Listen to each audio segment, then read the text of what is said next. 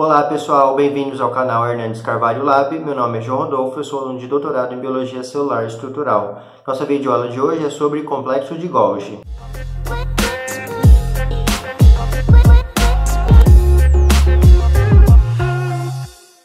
O complexo de Golgi, também chamado por aparelho de Golgi, é uma organela membranosa composta por cisternas achatadas e independentes, mas que possuem uma contínua troca de materiais por vesículas.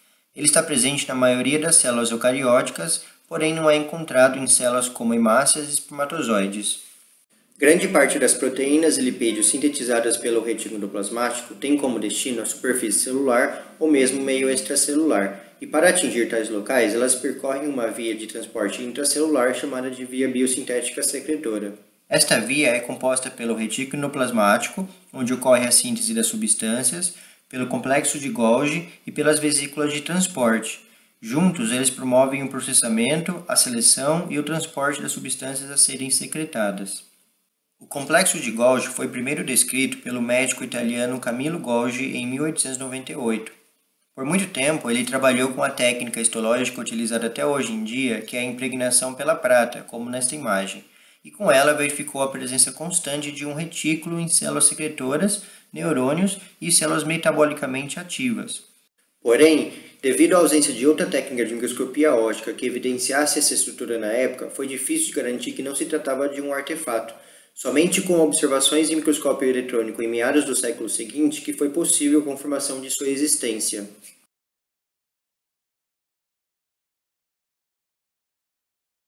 Quando observado ao microscópio eletrônico, o complexo de Golgi apresenta algumas cisternas achatadas com espessura média de 10 nanômetros, posicionadas em pilhas, as quais estão representadas pela letra P nesta imagem. Cada pilha possui de 4 a 8 cisternas sobrepostas, e os espaços entre elas são preenchidos por uma matriz difusa que se associa externamente às membranas do complexo. Em geral, a posição que o aparelho de Golgi ocupa na célula está relacionada com o retículo endoplasmático. Na maioria dos casos, ele se posiciona entre o retículo e a membrana plasmática, ocupando o centro da célula. Em células polarizadas, como ácidos ou células polarizadas do epitélio intestinal, é comum que os elementos do Golgi estejam voltados para a face secretora da célula.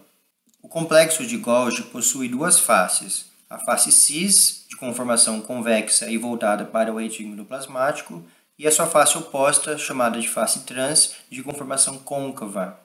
Essa nomenclatura também é utilizada para as suas cisternas, as cisternas cis, localizadas na face cis, as cisternas trans, localizadas na face trans, e as cisternas médias.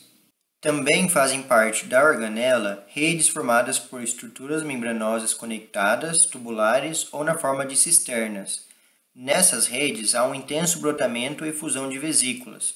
No caso da rede cis, é o local de chegada de vesículas provenientes do retículo plasmático. Já na face trans, essa rede recebe o nome de rede trans, obviamente, e é o sítio de saída de substâncias para outros compartimentos celulares ou mesmo para o espaço extracelular.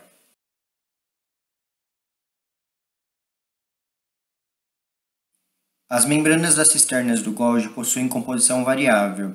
Dentre estes compostos, os lipídios compreendem de 35% a 40% com predominância de fosfolipídios e estão distribuídos assimetricamente na bicamada. Já os 60% a 65% do restante da composição fica por conta das proteínas, sendo representadas em sua maior parte por enzimas, proteínas estruturais e proteínas envolvidas na formação e direcionamento de vesículas. Uma coisa interessante também é que o conteúdo enzimático do complexo de Golgi é característico para cada compartimento, uma vez que as reações químicas ocorrem de maneira sequencial pelas cisternas dessa organela. Veja essa sequência de imagens. Na imagem A, o complexo de Golgi não está corado. Já na imagem B, foi utilizado o tritóxido de ósmio, que marca preferencialmente a face cis. Em C e D, temos reações que evidenciam enzimas específicas desses locais. Nas cisternas trans, encontra-se a nucleosídeo de fosfatase, a qual foi destacada na imagem C. Já na imagem D, evidenciou-se a rede trans pela marcação da fosfatase ácida. Note que mais de uma cisterna é marcada, mostrando que as enzimas de processamento não estão restritas a uma cisterna em particular. Na luz do complexo de Golgi são encontradas principalmente proteínas de secreção e monossacarídeos como glicose, galactose, mannose, frutose, ácido ciálico, xilose e N-acetilglicosamina. Entretanto, seu conteúdo varia de acordo com o tipo celular e pode ser comum a outros compartimentos celulares, como retículo plasmático, endossomos, vesículas de secreção e até mesmo a membrana plasmática.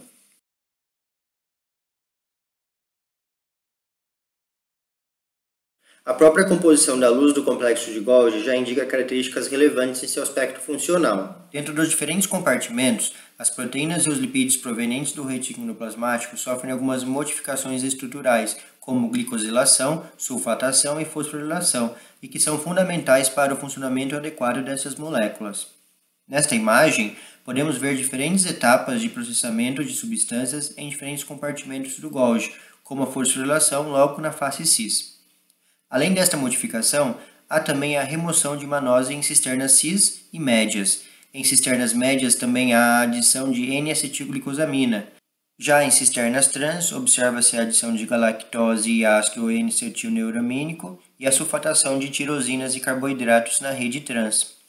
Além de modificação de substâncias, o Golgi também realiza a síntese de polissacarídeos e o reconhecimento e encaminhamento de alguns compostos. Por exemplo, ele promove o endereçamento de substâncias para o endossomo tardio, para a membrana plasmática, para o meio extracelular ou ainda redireciona proteínas residentes de volta para o retículo plasmático, o chamado transporte retrógrado. Nas plantas, o complexo de Golgi tem um papel importante na síntese de hemicelulose e pectinas, que são importantes polissacarídeos da parede celular dos vegetais.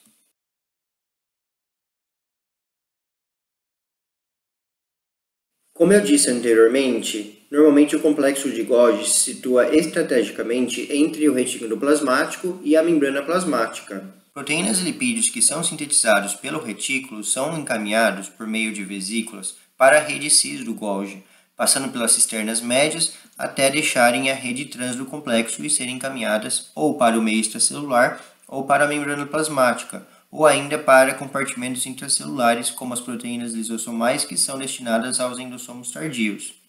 Esse sentido de transporte é denominado de anterógrado e está representado pelas setas vermelhas neste esquema.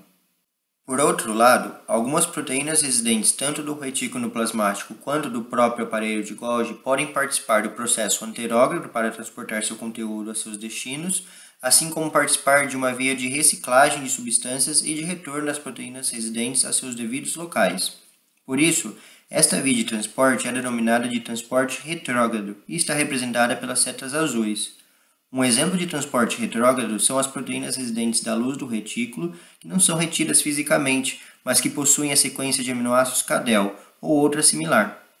Esta sequência é reconhecida por receptores da rede do Golgi, por exemplo, são empacotadas em vesículas e redirecionadas para o retículo plasmático.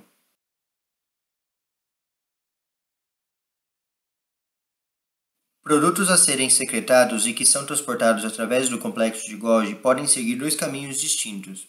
Um desses caminhos é por meio da via secretora constitutiva, representada na imagem pela cor azul, a qual consiste na secreção de substâncias de modo contínuo e não regulado, ou seja, assim que a substância deixa o Golgi, ela já é encaminhada para o exterior da célula. Um exemplo desta via é a excreção contínua de colágeno pelos fibroblastos ou de albumina pelos hepatócitos. Por outro lado, algumas substâncias podem deixar o Golgi e ficarem retidas em vesículas por algum tempo até receberem um sinal específico que resulte na liberação de seu conteúdo. Por isso, esta via recebe o nome de via secretora regulada e está representada pela cor vermelha na imagem. Esta via tem papel importante na regulação das células na adaptação do organismo a diferentes condições fisiológicas, como por exemplo em situações de jejum, nas quais as células beta do pâncreas produzem insulina e a acumulam em seu interior. A elevação da glicose no sangue devido à nossa alimentação gera um sinal de liberação de insulina na corrente sanguínea, o que leva à captura de glicose do sangue pelas células musculares e hepatócitos.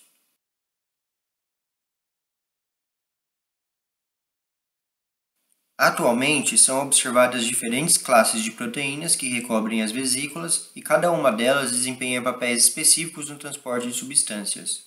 Veremos a seguir um grupo de proteínas chamadas clatrinas, as proteínas COP1 e as COP2, iniciando pelas clatrinas. Elas foram as primeiras a serem descobertas e vêm sendo muito estudadas desde então.